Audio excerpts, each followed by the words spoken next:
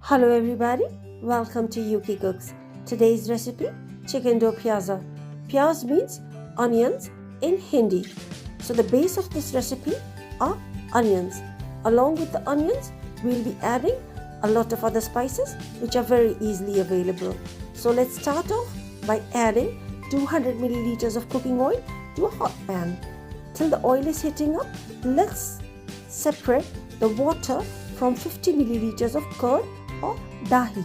Now that the oil has heated up, add 400 grams of finely chopped onions. We have to fry the onions and we have to fry them till they are nice and golden and crisp. Stir it from time to time so that they don't burn from one side. After it becomes light golden, get them out of the oil. They'll keep on cooking because the oil is still very hot and it's in the onions. So the onions will cook further themselves.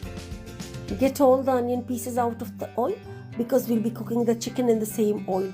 Use a sieve if you have to. Now add 800 grams of chicken pieces. Make sure that you drop in the chicken pieces very slowly, otherwise you'll burn yourself. We don't want to cook the chicken, nor do we want to fry the chicken. We just want to toss it a little bit in the oil so that all the moisture gets sealed in. Add 1 teaspoon of Kashmiri red chilli powder. This is for color. Season with a teaspoon of salt. Stir in a little bit so that the seasoning gets distributed properly.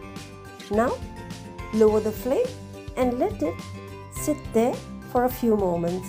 Now here our onions have cooled down completely. Blitz in a blender. Add in the curd that was resting and blend it again.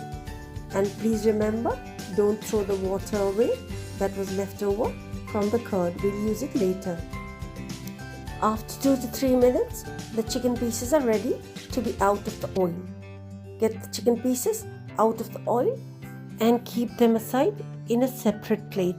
We are going to use them later on. Chicken dough pyaza is slightly sweet because of the onions, and with spices and curd, it gives you a very distinctive flavor. Add 2 bay leaves, 2 inches of cinnamon sticks, 3 to 4 green cardamoms, and 6 to 7 cloves, whole cloves. Add a tablespoon of grated garlic. I like to grate my garlic because it's very hard to grind the garlic. It's in a very small amount.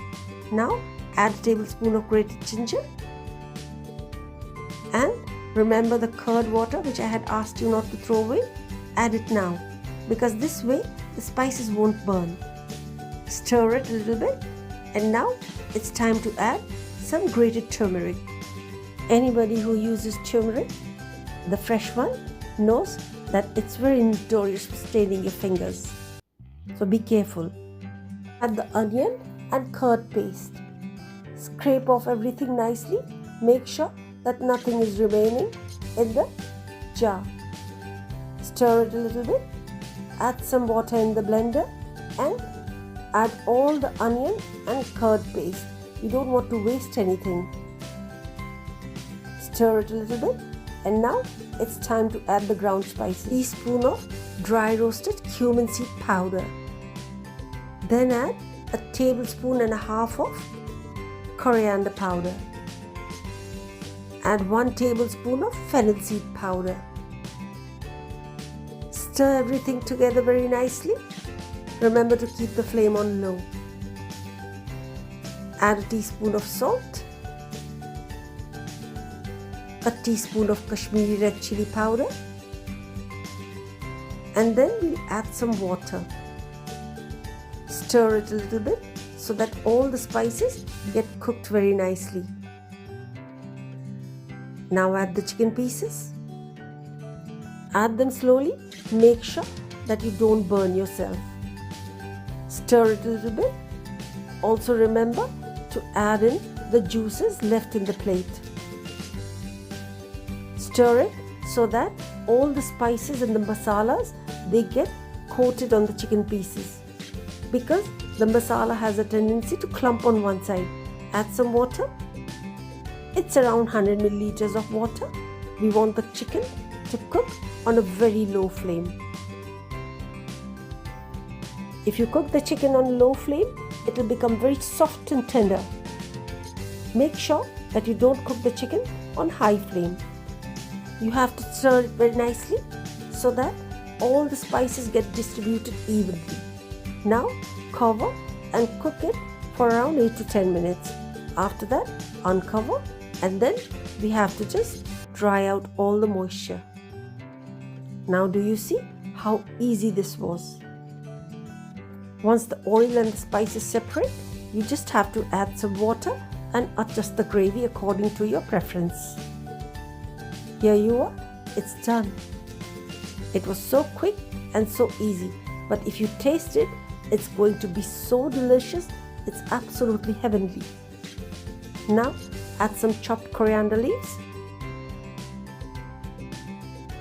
and of course, to finish off everything nicely, add a knob of butter. Cover it, keep it for 5-10 minutes, and it's done. Do you see the oil floating on this curry? This is what we eat with naan. This is called shorba. Here you are, have a look at it. We dip the naan in this shorba, you make it nice and soft, and then you eat it. Today I'll be eating it with rice. Thumbs up if you like the recipe. Please subscribe and hit the notification bell. Thank you so much for watching. See you later in another beautiful and exciting recipe.